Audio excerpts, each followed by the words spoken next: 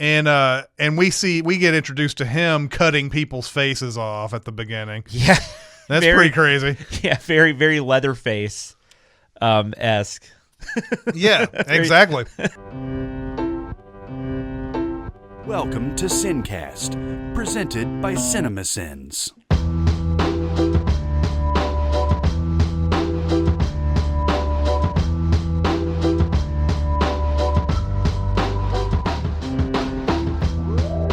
All right, everybody, welcome to the SinCast. This is Chris Atkinson from Cinemasins, joined by Jonathan Watkins from Cinemasins. Hello, hello. Today we're going to be doing a mini-pod. Robbie pod. Or Harley pod. Yeah, why not? They of Birds of Prey and the fantabulous emancipation of one Harley Quinn. Is that what it's actually called now? I was so confused. That's what it was originally called, and then there was a big news story that it was being changed to just Harley Quinn. Harley Quinn, Birds of Prey. I don't know what's going on in film today. We're going to record a podcast after this that had a situation much bigger than that, but they had to go in and redo a bunch of shit, and I don't know, it's just weird. But yeah, they changed. I don't know if they officially changed it for anything though, because I went on Fandango last night because I didn't know what they had changed it to. Yeah. And I assumed that Fandango would show a different title, but they don't. And then I read some news stories that said they didn't change the title. They were just changing certain search options for people so that when people typed in Harley Quinn, that they'd get it. So I don't know. I believe in the IMDb, and the IMDb shows the original title. Well, and I just saw last night, literally, so they definitely didn't go back in and change the title screen or anything. No, it's it's just like Edge of Tomorrow. They didn't change that to Live, Die, Repeat. Exactly. But I love that. I actually love the title. I like that. I don't know. It's cool, and it fits with the style of the movie. So. It does. So, yeah, I had no expectations going into this movie at all. I think it's essentially a mess, but I love Margot Robbie in it. Margot Robbie is great in this role. I love this character. But I feel like now we have two instances of this character being a little wasted. This is way better than Suicide Squad. Mm-hmm. Like, I mean, it's not even close. It is a billion times better than Suicide Squad. And I will say I really, really, really liked the last 30 minutes. That's when I really started having a lot of fun. And when everybody finally kind of gets together, I think we'll get into those more in spoilers, but I think getting to that point is a bit messy at times. Mm-hmm. And it's interesting that, because, Harley Quinn, I get why they put her in this movie, but if you're a Birds of Prey comic book reader, which I was, at least in the late 90s when it started, I read it for a few years and really liked it. Harley Quinn's not part of it. So they kind of inserted her into their origin story a little bit, which, she's a popular character, and they've already had her be successful in another movie, so it kind of makes sense. I was actually wondering that by the end of this movie. Yeah. I was actually, I didn't know anything about anything that it was based on or anything. When I go into some of these movies now, and I'm probably the target audience of people who outside of the comic books, because I'll go and I'll just assume this is based on something absolutely new. Yeah. And I didn't know that it was based on. I didn't know Birds of Prey was an actual comic book. Yeah, it is early. I was reading. I couldn't remember the exact date, so I was looking it up. Around 96 or so, they did some one shots and some miniseries with actually Barbara Gordon was part of it. Commissioner Gordon's daughter was part of it for a bit too. She was Oracle, and they kind of did some stuff. And then I think 99 was when they started the actual series, which was Huntress, Black Canary, and whatnot. Mm. And it went on for about 10 years. And then they've had some other incarnations since then. I would not be shocked at all if we get a new series that Harley Quinn is in just because of this movie, because that's the way they do things a lot. But she was definitely not a part of it originally. The Birds of Prey were a separate entity. And, But they kind of work together, and at least in this format they do. I just thought that at the beginning, though, if we're going to get into some negatives, they had to wrap up the stuff from Suicide Squad, and Like, I didn't really feel like they had. I mean, I'm saying I guess they felt like they had to, like the whole Joker and Harley Quinn thing. And I don't know that they needed to do that. And that took up like a good portion of the beginning of the movie that wasn't that interesting to me. Yeah, considering that the DCEU is all over the place now, and there's not much connection. I don't know what they're planning on doing in the future with a lot of their stuff. I know Wonder Woman 1984 is coming out. I know they have the Flash coming out next year, but like Suicide Squad always seemed so distant from all of that. And so this, you're right. I don't think they needed to connect anything from Suicide Squad really to this. And we're going to get another Suicide Squad movie. I mean, James Gunn's Suicide Squad sequel's coming out next year, so they could have saved it for that, if anything, you know. Yeah. And I just felt like that kind of took away from the other characters that we're supposed to be getting origin stories on. And then I felt like they kind of had to rush all that because of all this stuff at the beginning, you know, about Harley. So yeah, you're absolutely right. Especially, I think Mary Elizabeth Winstead sort of gets short shrift in this. Because it takes forever for her to show up. And once she finally does, like once they start using her, she's awesome. Yeah, exactly. She's great. And you know, it was good to see Rosie Perez back. Yeah, that was great casting. Hadn't really seen her since Pineapple Express. I'm sure she's done other stuff since then, but I had not. And then Pineapple Express itself was another movie where I was like, I have not seen her since. Yeah, exactly. Since White Man. Yeah, no, probably not that, but it might have been something close to that though. I kind of wanted to see these. I kind of wanted to see more of them too. Although, you know, you get a pretty good bargain out of this because Margot Robbie is really good as Harley Quinn, and she's. I don't know. This is just one of the. It's always a joy to see her on screen. Yeah. Yeah, she's a movie star. I mean, she's amazing. Like, she might be my favorite current like actress. You know, as far as you know, in the last like 10 years or whatever. I mean, ever since Wolf of Wall Street, which I mean, obviously that was her debut, but I mean, she just.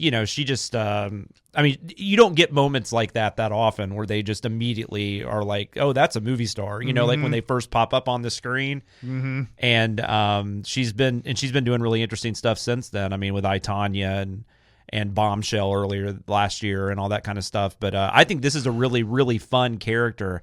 I think the movies don't really know exactly what to do with her though, because I think definitely in Suicide Squad she was a little more of a villain.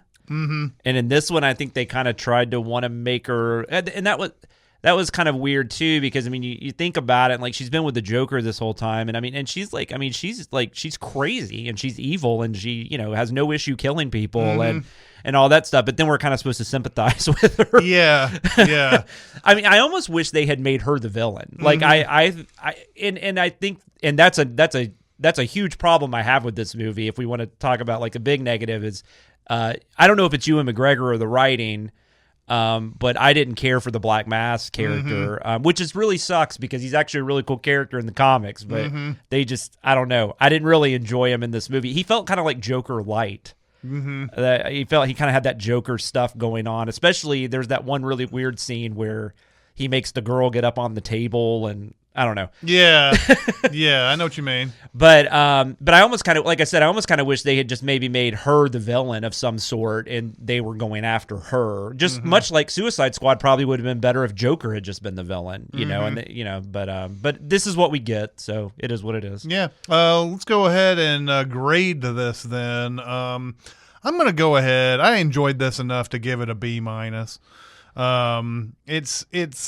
It's like I said, it's all over the place, but the fact that Margot Robbie sort of just commands this character. Yeah. And she's just always got this enthusiasm to everything that she says, and no matter how crazy it is and everything. I just really, really enjoyed watching her all the way throughout, and Mary Elizabeth Winstead, and you have Journey Smollett Bell is great in this, and Rosie Perez. All these are really good performances. Like the movie itself is probably somewhere around the C territory, but I think Margot Robbie elevated it. I was definitely like C territory for a bit. But then, like I said, once they get together and or they have to get together and start fighting, Ewan McGregor and his crew, it really came alive for me and started, like, everything just started kind of connecting and moving forward in a direction I liked. So I went I'm in B- range. I was B- C+, but I'm good with a B-. I think it's a slight recommend. Yeah. And it's definitely, I mean, one of the better DCEU movies, I think. Yeah, probably so. But I haven't really liked much of any of those. It's not a very high bar. No, for me, it's not, definitely. I know there's fans out there. Even like Wonder Woman, I have a lot of issues with Wonder Woman. Wonder Woman's probably the best.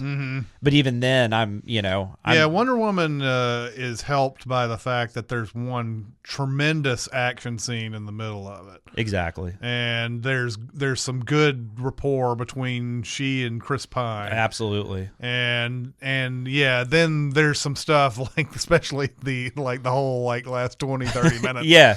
That gets, it's CG, and it's not, there's a lot going on there that's kind of a mess, and just kind of loses my interest. Like Wonder Woman, though, this was directed by a woman, and Kathy Yan, and I think you can tell. And we talked about this. You guys have talked about this. I know when you did your Justice League mini pod, the difference between way Wonder Woman was shot. And I think you get that with Harley Quinn in this, because think about Harley Quinn in Suicide Squad, where it's all sex. Yep. And there's nothing wrong. I mean, I'm not, it's fine. I mean, I'm not knocking it by any means. She's doing acrobatics in a cage. She's doing like stripper dance stuff at the club. Yeah. And Margot Robbie's a beautiful woman. You're not gonna be able to hide that, right? But it's definitely there's sexiness in this movie for sure. But she is shot completely differently. There's definitely a whole different angle that this movie takes, which is appreciated. Yeah. But so let's move on to spoilers. No spoilers! Kevin Spacey is Kaiser Soze. Luke's father is actually Darth Vader. She's the sister and the daughter. They just No. I'm reading the books. So yeah, what I'm getting at about the all over the place is they do this thing where Harley Quinn is narrating this movie. Yeah. And she's like telling her story, and then it's like she gets to a certain point, and then she's like, oh, wait a minute, I'm going to have to back up. Yeah. And, that can be fun and everything, but Yeah. I was like, for a long time, a little bit lost in this movie. I was too. Yeah, it's definitely, and it's not only her telling it, but I mean, you see it from her perspective, which I think they kind of use as a crutch, and not a crutch, but I think they use that as a way to be able to just go batshit with this, because you can, at first you're like, well, stuff like that wouldn't happen, but then you're like, oh, but this is Harley Quinn. This is her seeing it, and we're watching it through her eyes. For instance, Journey Smollett-Bell plays Dinah Lance. Yeah. And she is introduced during that first section, and she's calling Rosie Perez, who plays, what's her character? Montoya. Renee Montoya. She's calling her and telling her about something that's happening that's of interest to her. Now, we haven't really gotten a good look at her character at this point. No. We don't know who Dinah Lance is really. We don't really know who she is. And then the camera is at such an angle at like a locker room or something. Yeah. She's calling on the phone, and I was like, okay, we'll have to remember her later. So when she was introduced, I didn't even know it was the same character. Yeah. And that's interesting, because I mean, like, I always wonder about that when I know about a source material, because obviously once they said Dinah Lance, I'm like, oh, that's Black Canary. I think she even calls her Black Canary, like when she's singing. And so I knew who she was, but I can see that from a perspective of, if you've never had anything to do with this franchise or this comic book, you would just be like, who the fuck is this? Why do I care who this is? Yeah, no, I agree. It's a weird way to go about it. I was like, okay, I'm going to have to remember this character later. And then when it backs up and we get introduced to her as a singer at this club, I was like, oh, okay, so another new character that we haven't seen yet. And then finally it got around to the point that I was like, oh, okay, so that's the same girl. Okay, I gotcha. Yeah. Ostensibly, this is about a stolen diamond. Yes. And of course, all the characters interweave in this very coincidental way. where so this diamond was stolen from this family. This mob family took the diamond, I guess. Yeah. Inside the diamond are the like bank account numbers for. I think so. Like, I don't even know if this is even explored by the end, because not really. It almost Harley sells the diamond. Yeah. And then doesn't say anything about there were bank account numbers inside of it or anything like that. Yeah, it kind of feels like a MacGuffin, but it's not really a MacGuffin, because it is actually, I guess, important. But I don't know. But that's just kind of how the way they treat it by the end of it. Yeah, I felt like this diamond, the diamond's worth was its own, but then inside the diamond there was something like billions of dollars worth. Yeah. That maybe she didn't know about. Maybe that's the point at the end when she sells it. That she didn't know that it's worth billions of dollars or whatever, but that's the reason why it's so coveted by the Ewan McGregor villain character who's playing. Black Mask is the villain, he's black. He's Roman Sionis. Yeah. And we get introduced to him cutting people's faces off at the beginning. Yeah, that's pretty crazy. Yeah, very very Leatherface esque. Yeah, exactly. And he does this thing where he cuts two faces off, and it's not graphic. You don't see it. You see a face, but you don't see it getting cut off. Yeah. You just got to see him leaning in, and it's actually, I guess it's he cut it. I guess it's his. It's Mr. Zaz. Yeah, it's the Chris Messina character, who's also a very cool comic book character that they kind of sideline in this movie, but that's fine. Yeah. And Messina does a good job. I actually like him quite a bit. He was in Devil. Yeah. He's in a lot of stuff. Yeah, he is. He's in a lot of TV, especially, but he's in a ton of stuff. There was a point there where you could see Chris Messina in just about everything you watched. But he's really good in this. Yeah, he's having a lot of fun. But yeah, they cut two faces off, and then they're like gonna spare the last person, and then something happens where Sionis is like, I changed my mind. Let's cut her face off too. Oh, it's a snot bubble. She's crying. He's like, is that a snot bubble? That's right. That's right. But that's this movie. Yeah. He's looking for this diamond, and the diamond where did they now? It's been a week since I've seen this movie. For the most part, the diamond is with this pickpocket. Cassandra Cain has it. But she steals it off of the Messina character. Yeah, because they go pick it up it's in the bank or wherever it is that they go. I don't remember. They just go to this place and they're on a street. And he stupidly pulls the diamond out and looks at it, which is, by the way, here's a mini rant in movies. I don't understand why every time somebody has something in their pocket that could incriminate them or somebody could steal something or whatever, there's always a moment in the movie where they have to pull it out of their pocket and look at it. Oh my God. Like it's the One Ring or something, and it's and that's what he does. And of course, which you would never do in real life. You would never do this. Even if you're stupid, you wouldn't do this. And then expert pickpocket as she is, Cassandra Cain takes it, and so basically she's on the run basically the whole time. Yeah, and she was played by, what was her name? It was Ella J. Basco. Yeah, she was actually quite good. I don't know that I've seen her in anything else. She's only she's 13. 13. Yeah. She's very young, but she's pretty good. She's been in a few things, mostly television. She was on Veep apparently. But she's quite good in this. So yeah, you have this just there's a lot of stories interweaving together and everything. Yeah. Everybody's got some sort of connection to the story in some way. Either, for instance, the family that had the diamond, that was the Lance family, right? That was because it was her that was. It was Mary Elizabeth Winstead. Yeah. Which her last name was Bertinelli. Bertinelli, yeah, it was the Bertinelli. Yeah, family. So it was her family that the diamond got stolen from, and but yeah, from that she starts learning all this, archery and stuff, and is like Hawkeye. She's the crossbow killer. Yeah, she's the crossbow killer, and they keep trying to call her that. That was actually legitimately funny when she kept trying to say her name, and then somebody would call her the crossbow killer or call her by her name. Yeah. She'd be like, "Damn it!" And what does she end up? She's the huntress. Huntress, that's right. And everybody loves that, but they still call her the crossbow killer. Yeah. There's all these characters just keep on like sort of crashing into each other. There's a point where Harley Quinn is running away from everybody who wants to see her dead. We get to see their bios on everybody that wants, and the reason why they want to see her dead. And she's running, and it's pretty funny watching her get out of these situations. There's several times where it looks like she's just definitely going to die, and she finds her way out of it, but eventually she gets saved by the Journey Smollett Bell character. Yes. Who ends up being God, these names are so hard. Black Canary. No, she ends up being Sionis's driver. Oh yeah.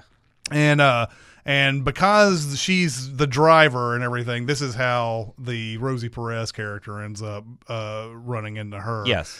Because she's in the same apartment as the person who was in there before, that gave her information before. I didn't get that at all. It was something like that. And Montoya, the character, Rosie Perez character, she's been trying to get Sionis for years, I guess, or she's at least recently, been interested in him. That's how she kind of ties into it. I kept on wondering, is that how that really works? You've had a guy in your like giving you information this whole time. I guess this guy died, and then or got fired or something. The original driver, because we do see what happens to the original. Oh driver. yeah, that's the one. She breaks his legs. Oh yeah. Yeah, Harley Quinn breaks his legs. Yeah, breaks his leg. That's right, because that's that whole scene where and so like she becomes the new driver, and then but then she gets that apartment, and then Rosie Perez comes by and says, "Oh, I used to talk to this guy. Well, how about you? Do you want to talk to me?" Yeah. Is that how that really fucking works? And the Cassandra Cain lives in the apartments with at the same time. Yeah, because she crosses her on the steps and is like, "Hey, how you doing?" That kind of thing. Yeah. So they keep doing that with the story. Everything is all these characters are related somehow. Yeah. So. And I mean, I guess Harley Quinn and I guess Mary Elizabeth Winstead had the least relation, but then they end up tying in, with everything else that's going on. And like I said, that's kind of the problem with this movie. I mean, you tried to explain it, especially after you've seen it for a week ago. I can't even imagine, because I just saw it last night. And that's part of the problem with the movie. It's so messy. It takes so long just to get them together. Mm-hmm. But once they're together, it's fun. Mm-hmm. But getting to that point has its moments, but it's a little crazy. And picking up right from where 2019 left off, we have yet another scene at a carnival. Yes. Although it's not a working carnival, it's the old Joker hideout carnival that we've seen in so many movies. Exactly. But a carnival again, just unbelievable how carnivals keep showing up in movies. But what did you think about that whole ending where Black Mask brings all of his crew out there to fight them and everything? That's where I sort of started getting like bored with. Oh, the movie. okay. I mean, it was fine. I did enjoy the spectacle of it, and I enjoyed the look of it. I liked how all the characters had masks, like because you saw it early in the on. He had like this crazy collection of masks from like all these different eras and stuff in the history of the world. And then so like when you get to this final scene, there's like, I don't know, I guess, and I don't know where all these people came from. At one point, he hires Harley Quinn to go find Cassandra Cain, which is another reason she gets involved. It's because she's trying to get her name cleared or get protection like she had with the Joker, which I don't know if we said that, but that's the whole thing. Once they find out her and the Joker have broken up, everyone that has ever had a beef with her wants to kill her because they don't have to worry about the Joker, which seems a bit of a thin thing to me, but whatever. So she's trying to do that. So she's trying to get Cassandra Cain, but then just to make things fun, basically, he puts a $500,000 bounty on Cassandra. So then all of these other people come in and try to get her. Yeah. So I kind of feel I guess those were those people. I take it. Yeah. And they all have these masks on, and it's just kind of this fun, like, and then you just get to see the birds of prey who now they become the birds of prey because of this. I guess they start fighting together and kick everybody's ass. I don't know. I mean, as far as these DCEU action sequences go, like, I could tell what was going on. Yeah, and it was kind of fun to follow. Mostly Harley, because she's got like the hammer or the. I don't even know what you call that. I guess it is a hammer, but it's like the big one, like you do at fun houses. Oh yeah, or not fun, like at like carnivals. a mallet or something. Mallet, yeah. I mean, she's having a lot of fun with that, and she's fighting because I don't even really know what Harley Quinn's strengths are. I guess the fact that she's nuts and is just doesn't care. Yeah, I guess so. And actually, the only person that even has powers is Black Canary. Now, I will say that was odd because in a movie where there's not anything like that was strange. Well, and I mean, and that is actual and the thing. I mean, she has that sonic scream, but we see it barely when she's introduced. She hits a note that breaks one glass. Yeah. I don't know if she should have broken other glasses, I'm assuming, but breaks one glass. And then, I remember when she comes out and does the scream thing, there were people audibly going, what? Well, and it's a weird, because in a movie where you don't have that, like, I mean, we know that in this world, there are characters that have these kind of powers. But in this specific movie, these are just fighters. You've got a woman who's really good with a crossbow, but other than that, I mean, it's just basic fighting and stuff. And I mean, it's not like Ewan McGregor, Black Mask. He doesn't have any kind of abilities. No. Like, he's just crazy, and he's a mobster. Yeah, and he likes to wear a mask. Yeah. So it just felt really out of place. It would be like the Flash just showed up. Yeah. And well, and honestly, the entire DCEU feels this way to me because, we as casual viewers or like movie fans who aren't big comic book people come into these things. We're introduced into the universe with Batman. Batman has no powers. He's just rich, and so like he can create whatever he wants and everything. And so Batman was so grounded in reality and everything. It was actually so weird when they started introducing Superman and Wonder Woman and everybody into that. For me, I watched the Justice League cartoon when I was younger, but the just the fact that Batman's world doesn't seem like there's very many superpowers going on in Gotham at all, and then suddenly just bam, we're going to throw in a whole bunch of people who have they have a hard time as I guess yeah, they have a hard time like combining everything, I think, because they want to make it gritty and they want to make it realistic and they don't want to make it they don't want to make it comic booky. They don't want it to be that way, but but if you're not going to do that, then you throw something like that in, it doesn't work for me.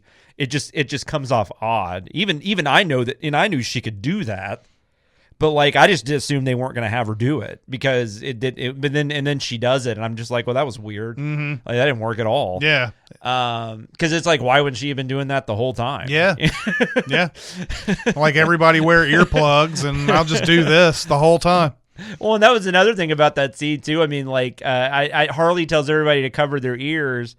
And then everybody does except her. Harley like runs right through the like scream, and it doesn't affect her for some reason. I mean. It's just stuff like that. Another thing, the Harley Quinn thing that bugged me too about this movie, and granted, this is from her perspective, so maybe that's part of this, but like, there was this whole thing about everybody's looking for her. But then like, you'll have these random scenes where she'll just be shopping at the grocery store. And she's noticeable, completely noticeable. She's Harley Quinn, right? I mean, you know who it was, but I don't know. Stuff like that kind of bugged me, and there were little things like that. That happens a lot in movies, man. They just do this thing where someone is like super famous, or they're on TV, or whatever, and then there's a random scene with them like out and about, and you're like, there'd be people coming up to you at least. Yeah. Even if it's somebody like wanting her autograph or something. But I mean, there'd be something, somebody would mention something like, oh my God, Harley Quinn. And especially in the day of social media. I mean, she'd be everywhere. She'd be on Twitter and Facebook and Instagram and whatever, people taking pictures and uploading them. But I don't know. It's fine. This movie is not trying to take itself too seriously, and it's clearly supposed to just be kind of this madcap type of thing. So I guess overall it works. It's just it takes a while to get to it, I guess, in my opinion. Yeah. Okay. I don't think there's anything else we really need to say about this movie. It was mildly enjoyable, and yes, miles better than Suicide Squad. I would like to see a sequel. The box office isn't like outstanding, so I think it's enough to where they could probably bring these characters back in something, and I hope they do, because I'd love to see more of all of them. Yeah, I would too. Yep. All right. Well, what did you think about this movie? Go to SinCast presented by Cinemasins on Facebook. We're also on Cinemasins Twitter, Music Video Sins Twitter. We're also on SoundCloud. We have a Discord. If you want to get on Discord, go on the Reddit page. There's a link on the right side of the page, or you can go to the Facebook page and I can give you a link in the private messages. Where can people find you, Jonathan? You can find me on Twitter at SamLoomis13, and you can hear me most weeks on Behind the Sins podcast with Danae Hughes and Aaron Dicer. All right, well, that'll do it for this mini-pod. It's Chris Atkinson and Jonathan Watkins. We'll see you next time. Thanks for listening. Comment on our episodes on our SoundCloud page. Check us out on YouTube, Twitter, Facebook, and Reddit. And be sure to visit cinemasins.com.